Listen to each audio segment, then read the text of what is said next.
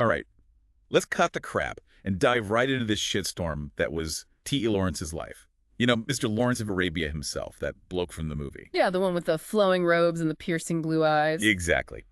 We've got his Wikipedia entries stacked high, and trust me, this guy's life was batshit crazy. It really was. We're talking archaeologist, soldier, writer, and a total enigma all rolled into one. And a bit of a freak, to be honest. Oh, absolutely. Get ready for some mind-blowing shit that'll make that epic movie look like a goddamn Disney cartoon. I think what's fascinating is how we often view Lawrence as this mythical character, almost as superhero of the desert. Right. But the real story is so much more complex and, dare I say, even darker than Hollywood portrays. Oh, yeah, way darker. Just look at his early life full of contradictions, Yeah. like foreshadowing the turmoil he'd face later on. Exactly. You've got the illegitimate son of a British baronet who shacked up with the governess, Scandalous. bouncing around Europe as a kid, and then, boom, obsessed with medieval castles in the Middle East. Sounds like some serious daddy issues fueled his wanderlust. Perhaps. Or maybe it was something deeper. This fascination with the past, especially that medieval period, suggests a yearning for a simpler time. Simpler times with knights and dragons. Maybe. A world of clear-cut heroes and villains, epic adventures, and noble quests. It's almost as if he was subconsciously preparing himself for a role he hadn't even discovered yet. And get this, the guy was bicycling through Syria, sketching castles before it was even remotely cool. Talk about a hardcore history buff. We're talking roughing it through the desert, hanging out with Bedouins, all to document these crumbling fortresses. I mean, who the hell does that? That's where we see the foundation of his later success. Lawrence wasn't just some armchair academic. No. He fully immersed himself in the culture, learning Arabic, living and breathing the Middle East. Respect. It gave him an understanding that few Westerners at the time possessed. And it wasn't just some romanticized adventure either. Hmm. This guy was a legit archaeologist, worked on digs with big names like Leonard Woolley. Absolutely. He was a rising star in the field. And he even got mixed up with those Germans building the Baghdad Railway. Let's be real, that was a pretty shady operation back then. Oh, totally. He was witnessing firsthand the geopolitical tensions brewing in the region. This wasn't just some intellectual exercise for Lawrence. He was right in the thick of it.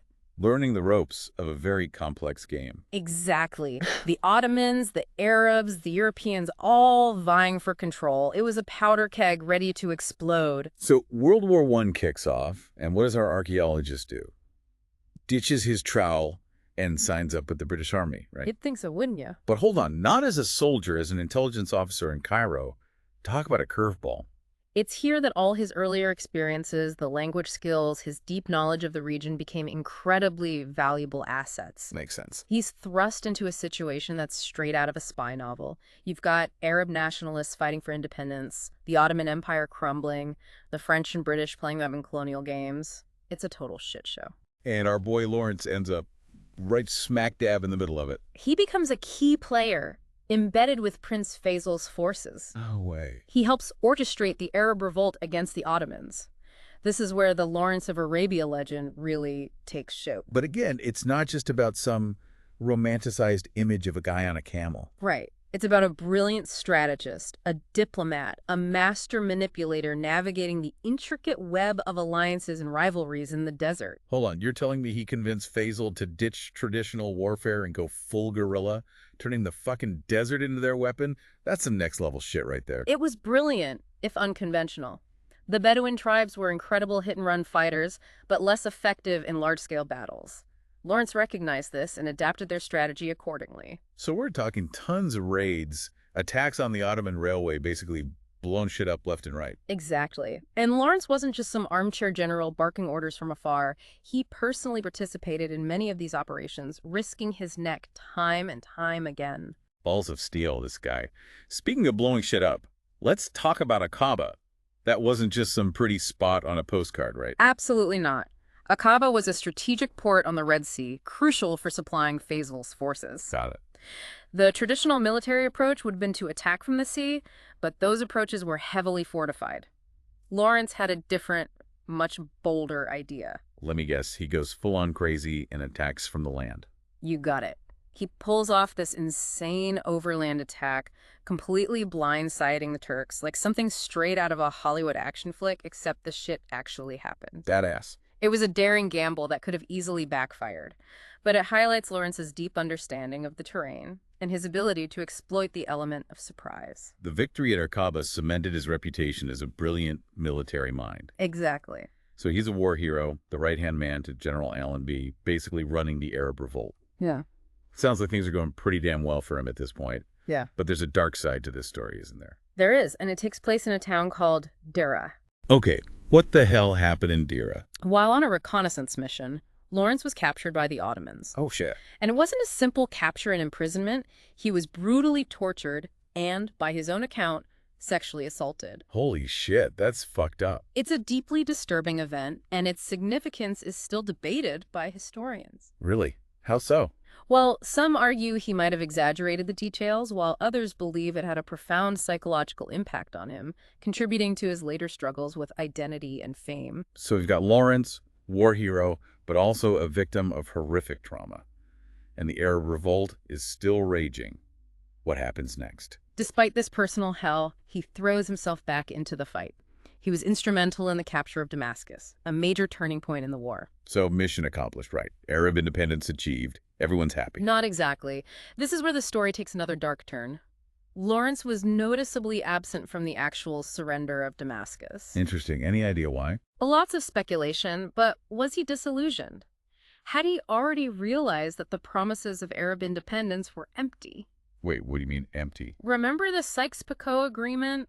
That secret deal between the British and French that basically carved up the Middle East behind everyone's back? Oh, yeah, that sneaky bullshit. So Lawrence was fighting for a cause that was already doomed. It's a tragic irony. He played a critical role in securing Arab military victories, but ultimately, the fate of the region was decided in the halls of power, not on the battlefield. Fuck, that's got to be a serious blow to a guy's psyche, right? It certainly seems that way. He returns to Britain a war hero, but deeply uncomfortable with the fame, tries to change his name, enlists in the RAF under a false identity. What? Seriously? It's almost as if he's trying to escape the Lawrence of Arabia persona to bury the past. So what's next for this messed up life? Instead of fading into obscurity, he does something completely unexpected. He writes a book. Wait, you mean 7 Pillars of Wisdom? That massive, sprawling account of the Arab Revolt. The very same. I tried to read that thing once. It's dense as hell. It's not some dry military history, you know. Oh, really? It's a complex, often contradictory work, full of introspection, philosophical musings, and even some pretty damn poetic writing. So he's a soldier, a spy, an archaeologist, and now a goddamn author. This guy just can't stick to one lane, can he? It's this constant reinvention, this restless search for meaning and identity that makes Lawrence such a fascinating figure. But it also begs the question, was he trying to create a myth to control his own legacy, or just trying to make sense of the chaos he'd experienced? Deep. All right, let's unpack this 7 Pillars thing a bit more. It's not exactly a light read, is it? It's a challenging book, for sure. Dense, introspective, full of philosophical detours, and there's some pretty heavy self-criticism in there, too. So it's not just about blowing stuff up in the desert.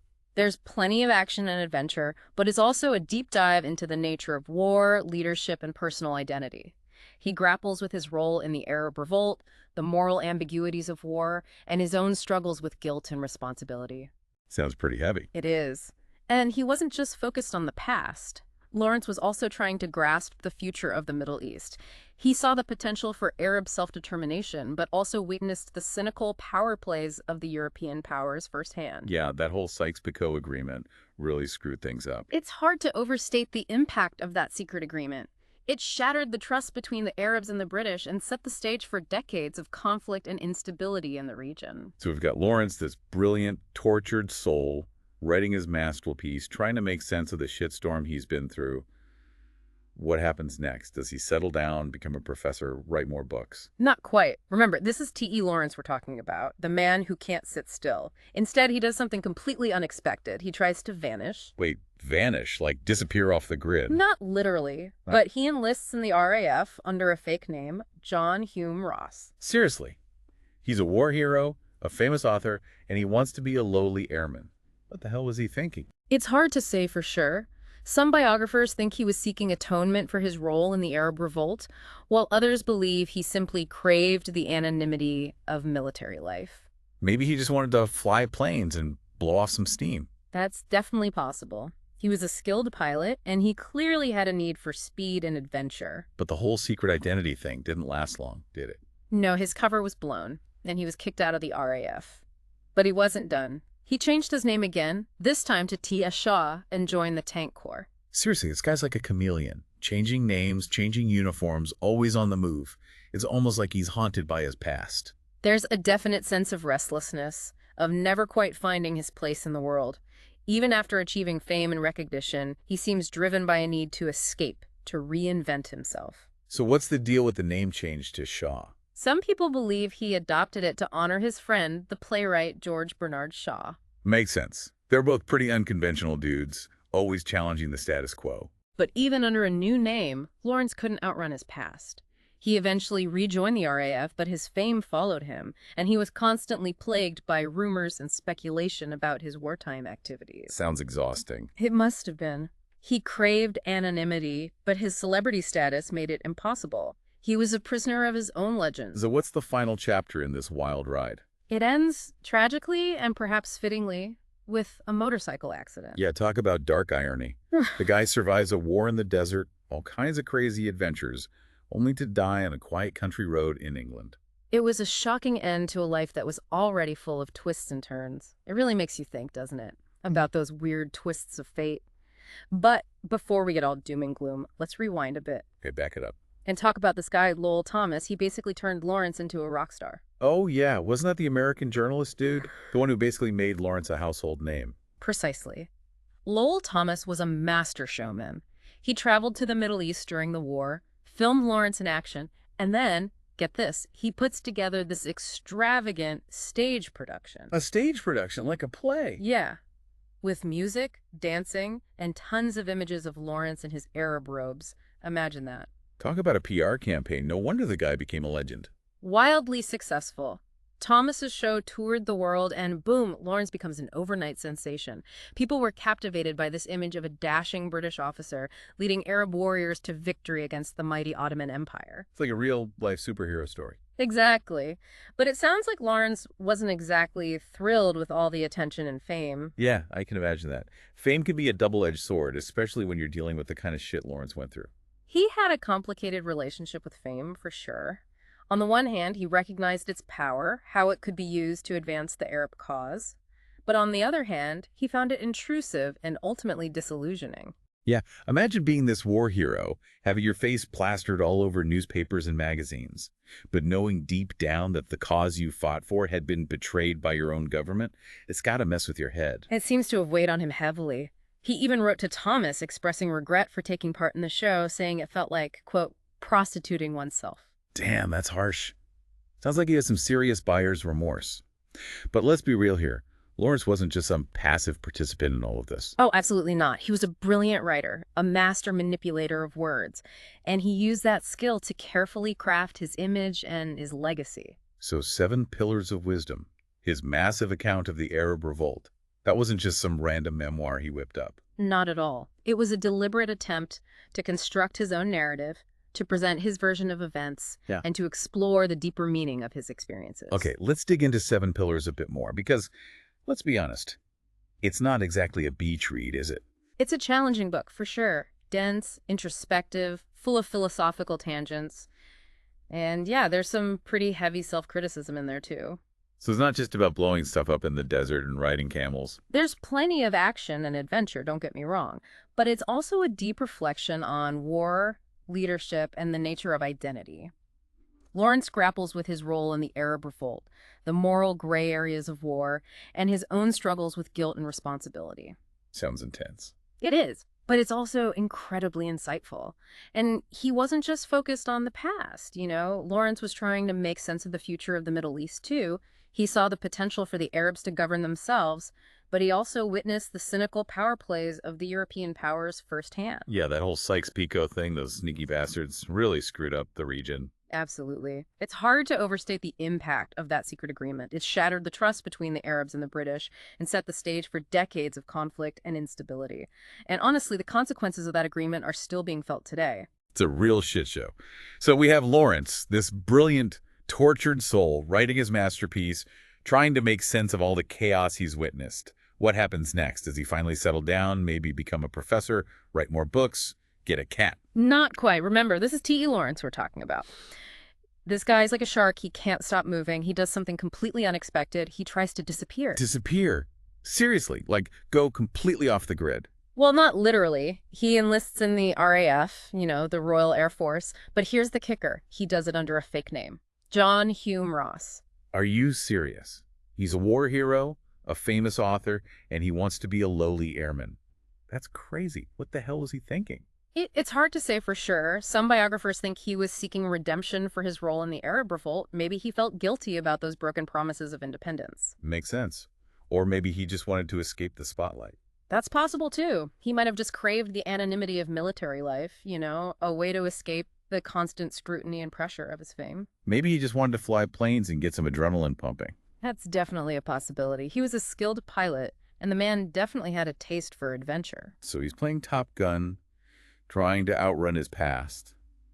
But I'm guessing the whole secret identity thing didn't last very long. You guessed it. His cover was blown, and he was forced out of the RAF.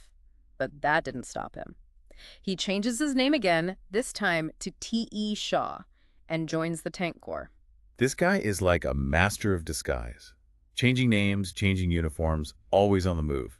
You got to wonder if he was running from something or maybe running towards something else entirely. There's definitely a certain restlessness about him, a constant search for something that he can't quite grasp. Even after achieving fame and recognition, he's driven by this need to escape, to reinvent himself. It's like he can never just be. So what's the story with the name Shaw? Was it just random or did it have some kind of meaning for him? Some people believe he chose it to honor his friend, the playwright George Bernard Shaw. Interesting.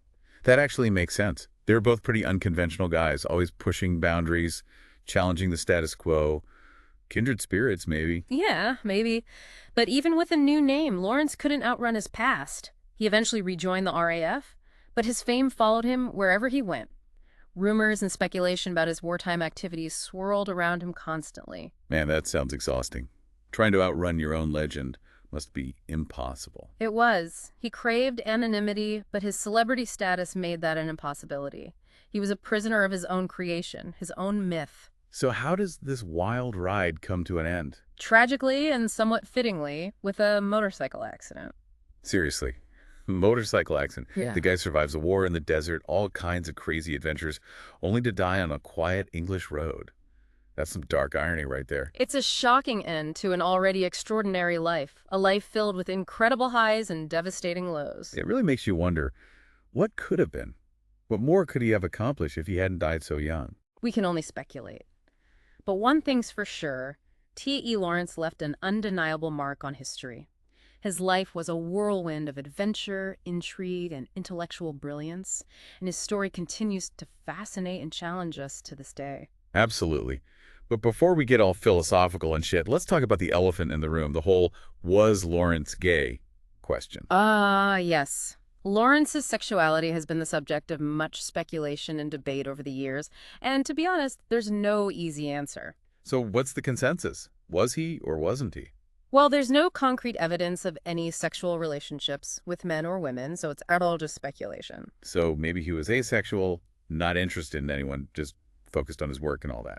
That's definitely a possibility. Some of his close friends and biographers seem to think that was the case. He didn't seem to have much interest in romantic relationships and was intensely focused on his work and adventures. Right, but then there's that whole dedication to essay at the beginning of Seven Pillars. People have been trying to figure out who that was for decades. Exactly. The identity of S.A. remains a mystery. Some theories point to a young Arab boy named Dahum, who worked with Lawrence on the archaeological digs before the war. Others think it could be a woman he was close to. But nobody knows for sure. We may never know for sure. It's one of those historical mysteries that continues to intrigue people. And then there's that whole Derasa incident, the torture, the alleged sexual assault. That has to have had some impact on him, right? I mean, that kind of trauma doesn't just disappear. It's impossible to ignore the potential psychological impact of that experience. It's clear that Lawrence was deeply affected by it, and it's possible that it shaped his views on intimacy and relationships. So are we basically back to square one? No clear answers on his sexuality. I think it's important to respect Lawrence's privacy in this matter. Ultimately, whether he was gay, straight, or asexual is less important than understanding the complexities of his life and the impact he had on the world. Fair enough. But let's be real. The dude was kind of a freak, right? All those eccentricities, the name changes, the obsession with cleanliness. It's a bit much, even for a guy who lived through a war. Well, he certainly had his quirks. The masochism, the constant name changes, the obsession with cleanliness. It's all quite fascinating from a psychological perspective. It paints a picture of a very complicated individual grappling with some pretty intense inner demons. And don't forget the motorcycle obsession. 8 Pro Superiors. That's not exactly your average hobby. 8 of those high-powered bikes. Yeah, it was a bit excessive, even for a guy with his kind of money.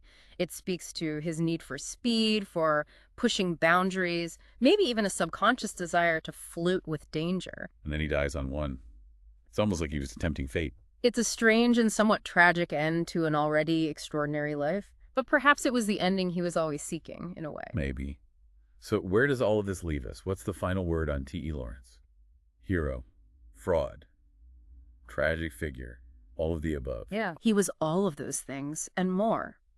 A walking contradiction. A brilliant scholar and a ruthless warrior.